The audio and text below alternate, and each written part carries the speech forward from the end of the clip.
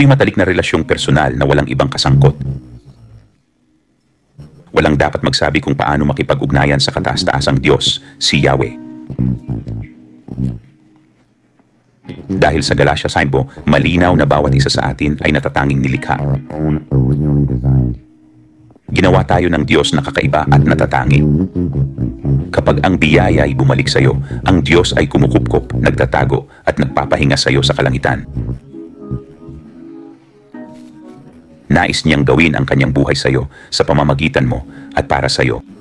Sa pamamagitan ng Espiritu ng Panginoon, may walang hanggang kapangyarihan na sumasakop sa mundo, kultura at kaharian mula sa iyong katawan upang bawiin ang mga nasirang puso at ibalik sa Ama. Walang may karapatang makialam sa iyong personal na relasyon kay Hesukristo. Hayaan nating maging Diyos ang Diyos, palayain ang salitang nagkatawang tao at magbigay liwanag sa mga naliligaw at nalinlang nating kapatid. Ginagawa ng Diyos ang lahat sa atin sa pamamagitan natin at para sa atin. Hindi niya kailangan ng ating opinyon. Kailangan niyang tayo'y lumayo, manatiling nakaupo sa Kanya, iwanan ang pangunawang pantao at hayaang maging Diyos ang Diyos na lubos na nagtitiwala sa Kanya sa lahat ng aspeto ng buhay. Gawin ito.